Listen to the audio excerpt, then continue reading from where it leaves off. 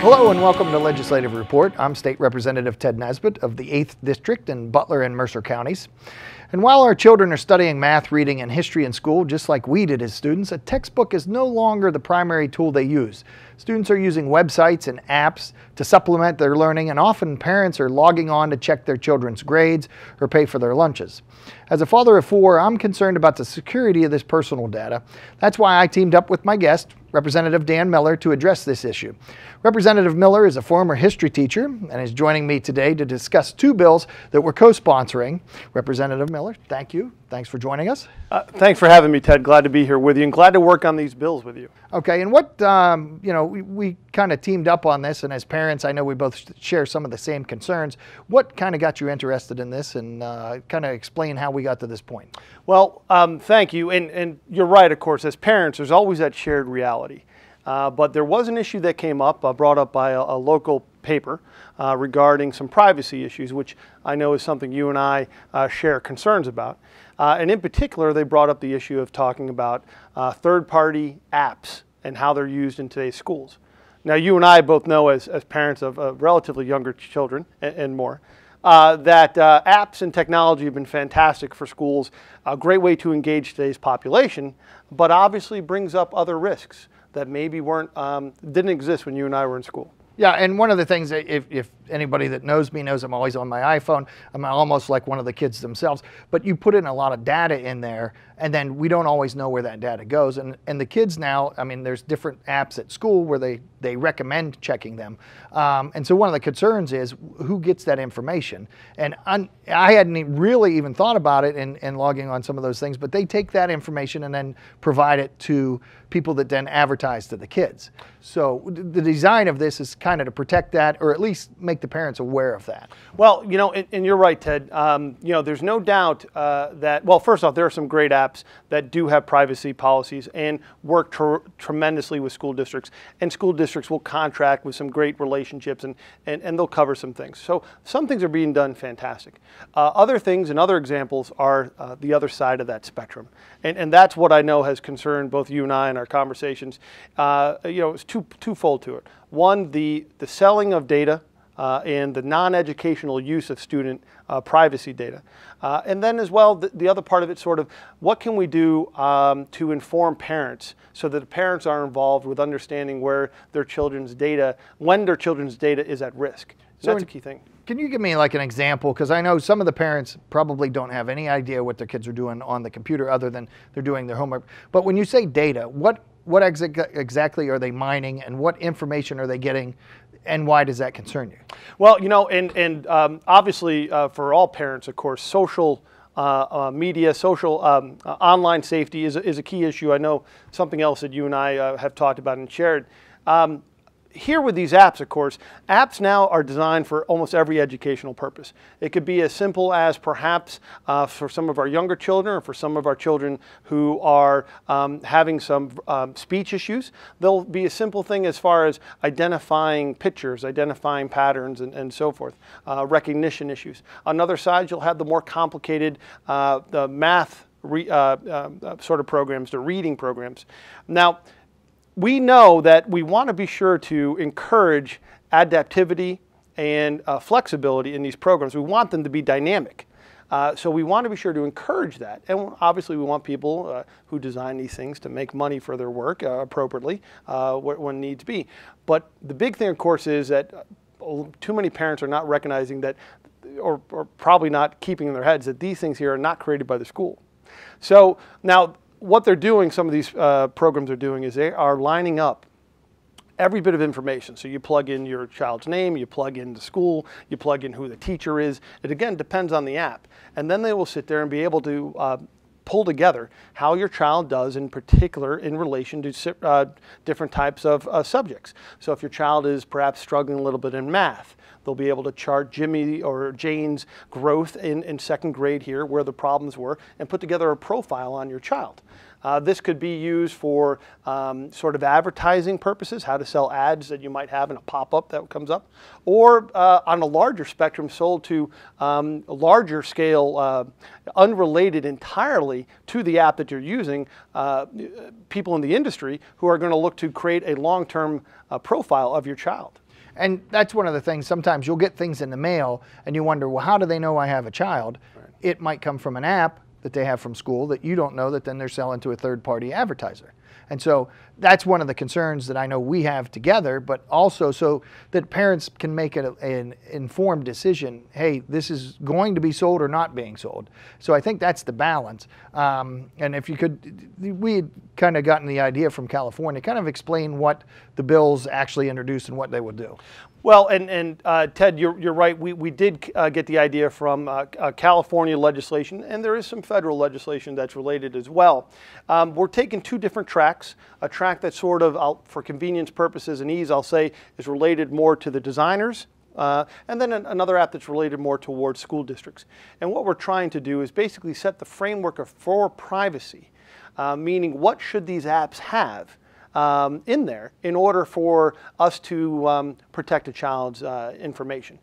And then back to the main thing that you brought up, and one of the great points of the legislation that I really applaud you for bringing up, is the issue about saying, okay, let's assume that an app does not comply with any of these privacy things that we put forward in our bill. We still allow for the possibility for the educator and the school district to use an app that may not qualify under the privacy guidelines. But what we say is we make sure that the school district informs the parent and puts in a position for the parent to waive that requirement, be aware of that requirement, acknowledge that it's not there, and still decide whether or not it's okay for their child to use it. And I think that's a great point, a great part. Yeah, and I think that's critical that we make sure that we balance the idea the technology is great. I mean, I could tell you I pay for my kids' school lunches on an app on my iPhone, and then they send me an email saying it gets low. But at the same time, I know that I'm giving them the age of the child, what they're eating for lunch, and obviously, you know, checking account information. So you want to make sure that's a secure informational site. And some of those things we've just signed on to and haven't paid any attention because it's new, it's kind of dazzling. And so that's kind of a, you know, I know one of my goals, and I think one of your goals, is to make sure we have some kind of balance between, you know, improving the technology and utilizing it for school, but still maintaining that privacy. But really, for parents who aren't onto this, what are some of the concerns? Why is it important that we protect that privacy?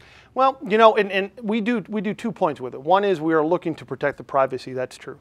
And listen, obviously, parents, and I'll be honest, the majority of parents I've heard from, and perhaps your experience as well, they love what we're talking about because most of them weren't aware of it until they got wind of our efforts here. So listen, most parents will say that they don't want their child to be part of some sort of commodity mainstreaming sort of thing until that child is older. Don't make money off of what my child's difficulties may be. I want my child's education to be a private matter between the parents, the school district, and the child for as much as possible. And it is a very foreign concept, I think, to many parents to think that there is a public arena for which their child's performance can be monitored, sold, put together in a package, and sent off. And I think that's a key element. And I can tell you, back to the whole buying the school lunches, I put all that information there and I thought it was great, and I never once considered, hey, you're putting this out there for somebody else to have because you don't consider it. And I think, you know, from our perspective, I think that's one of the things that the legislation will do, not necessarily stop it, but just, hey, alert parents that either they do comply with some of the security things or they don't, especially when you're putting credit card information in there in children's, you know. Now, you also mentioned that the federal government is moving in on that. Could you explain kind of why we need Pennsylvania to do things, even the federal government or both? You know, and I know we've talked about this with other issues, balancing the state and the federal law, but why do you think it's important Pennsylvania do something like this as well? Well, and obviously our friends I'll say our colleagues in Washington, you know, their aspects and what they work on, I'm sure, can be a great asset for many regards. Whether or not it ever passes, of course, is another issue altogether. In the meantime, of course, we know that several states, including I'm going to say Maryland and Georgia, but we know California have taken these steps to start the privacy discussion and to start putting in things that can help to make sure that children's data is being cared for in an appropriate manner. So the issue, of course, is in that regard, we could wait. Ted, you and I can wait. We have other things to talk about, I'm sure, big issues, priorities for us to deal with. There's no doubt, but we could be waiting endlessly here. There is logic to say that some of these issues should be settled across a national scope, in the sense that a person who designs the app could be living in Nevada, complying with every aspect of whatever Nevada says, and then look to contract with a school district perhaps, or in Pennsylvania. And there are some of those issues that come up. But I think that we are blessed with many great school districts in our state. We know that the vast majority of people want to protect children's data, and I just think this issue here warrants not only our attention but our action, and it's better for us to move now than to wait for something that may never happen. Right, and I think it's critical, and we've already touched on it a little bit, but I want to make sure as people come across this that we're not trying to stifle creativity. We're just trying to make sure that there's certain requirements in place, and that if the app developers don't meet that, then they make parents aware of it. Because especially in today's day and age, the kids are learning more with videos. They don't watch the regular TV. I want to make sure that that is an avenue that we can explore. And like I say, even myself, I like the convenience of it, but we want to make sure that the data is protected. And it also touches on, and maybe you could talk a bit about the idea that there's been some data breaches. And so we want to make sure that they comply with, especially with the credit cards and some of the other things. So what does it do to address that? Well, listen, Ted, I know, again, privacy is something that you and I are very much concerned about. I think it would, I don't know of anyone who can say that there is an app, a website, that's true security is something that can never be promised or exist online. I don't know if we could honestly answer that in an affirmative way. But obviously the key thing that we're trying to do here with it is to be sure that we might be able to find ways to limit the actual personal data that would be required into some of these sites and apps. And that is a step in the direction to be sure that their information, if there was a breach, would perhaps not be so damning. But the key thing, of course, is not so much, I think, what we can prevent, because I think that's a tough nut for us to crack in these two bills that we're dealing with. But just to be sure that even when the third party does, if they are collecting this information, there's only certain things that it can be used for. And they should be for educational matters, or way to improve their app, way to improve their website. Those things are legitimate. We want to continue to improve those. But by the same token, if they're going to sell it off to a large chain manufacturer for clothing issues or some other ways to partner up with, sort of advertising, I think that's something parents should know. And from the legislative, the boring side, we've introduced both this in what they call co-sponsor memos, and we're going to introduce both bills shortly. And what's the response been? I know I've had very positive response both from my constituents, but also other lawmakers. So have you had any response yet? And this is the great thing of working with you, Ted, is that we've been able to get people from both sides of the aisle. And I've really enjoyed our partnership on this and other issues as well. But that's what we've been able to see is we're seeing Republicans who care about these privacy issues, Democrats who care about these privacy issues. And I know that this sort of bipartisan effort would not have been as successful without your involvement. So I'm very thankful and obviously honored to work with you on this project. I think we're getting a great response. Yeah, and so the response has been positive for me. And I think one of the things, I'm new in this position, but I think people want to see that we can work together on issues where we do agree. And I think this is one where you and I can cross party lines and work together on this. So I appreciate you coming on, and I appreciate your help on this issue. And that's all the time we have today for today's program. I'm State Representative Tedd Nesbit, and if you need any assistance with any state government matter, feel free to contact me at my local office or through my website. That information will be shown in a moment, and thanks for watching, and please join me next time for the Legislative Report.